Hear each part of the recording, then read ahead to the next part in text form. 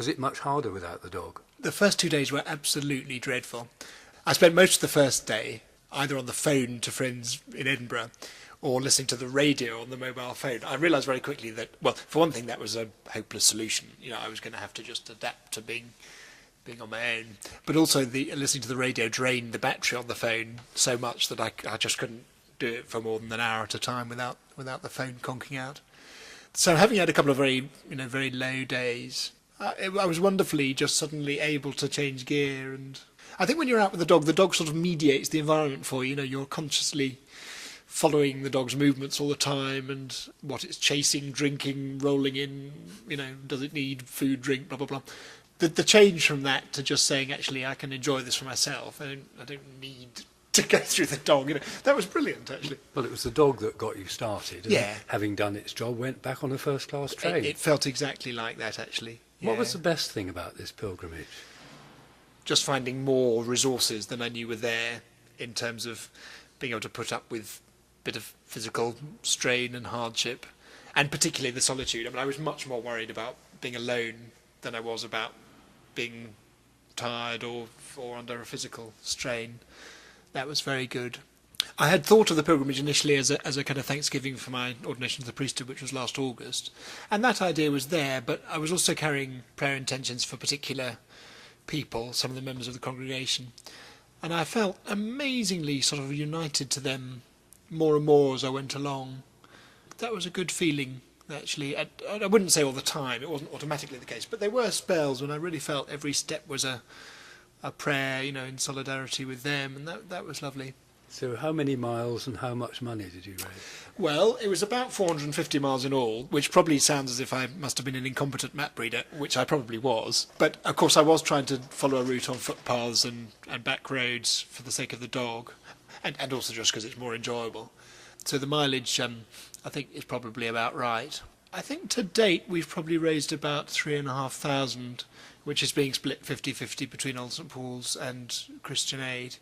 The video diaries are still in the process of editing and being posted, and I'm hoping that some people who've been following that online who haven't yet donated will feel more inspired to do so as that continues. So we're going to keep the appeal open for quite a while, and I would hope that in due course we can reach the target I've got of £5,000. And is the dog well? She's very well. She was very clingy and a bit demanding last week. I think a combination of the sort of disruption to the routine and separation from me.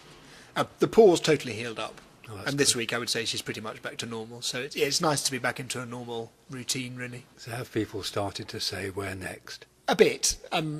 Partly sort of, in a kind of teasing spirit. Because I think a lot of people were... I did get a lot of teasing before I came. Because I'm not particularly organised or particularly fit or particularly solitary. And I think people just thought, this isn't going to work. This is never going to come off, So I did get a bit of ribbing about that.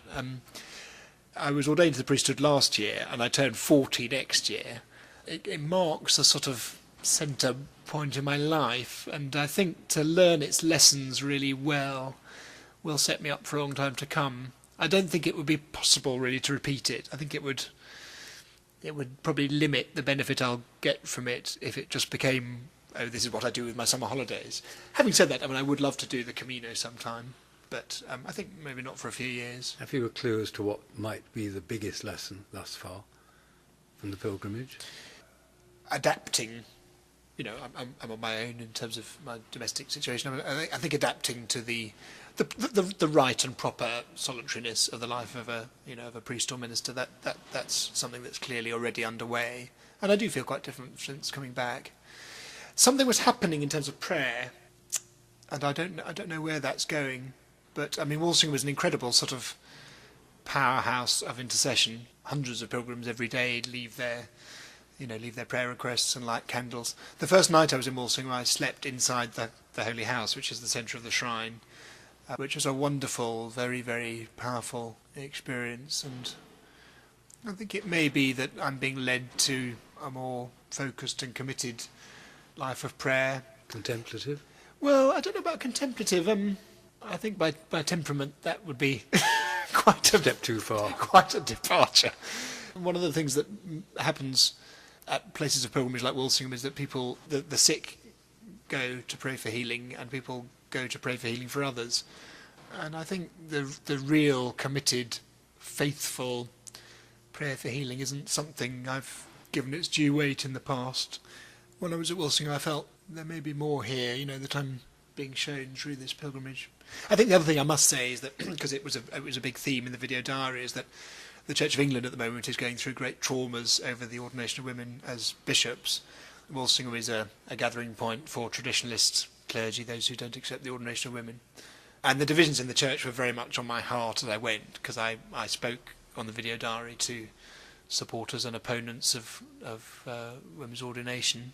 My own view is that it's an authentically Christian thing to be forbearing, and I don't think as an Anglican, and it would be the same in any of the other mainstream churches really, we're all diverse. You cannot proceed on the basis of asserting a truth claim and then excluding other people. So while I'm very much a supporter of the ordination of women personally, my hope for the church is that a sacrificial, generous way through it will be found. I suppose I did feel through the whole experience of doing the pilgrimage that the opportunity to offer yourself as a bridge builder in situations of seemingly irreconcilable conflict is a wonderful Christ-like task, and it's a joyful thing to be able to do that. Although, of course, it means that you get it in the neck from both sides. You can't win from any side, can you?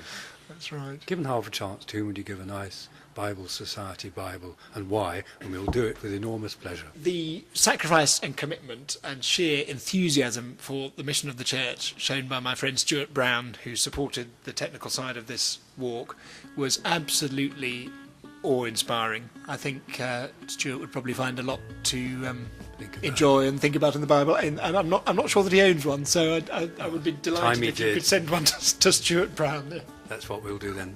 Simon Tibbs, thank you very much indeed for being my traveller today. Listen again, same time next week for Traveller's Tales. Bye-bye. Thank you, Patrick.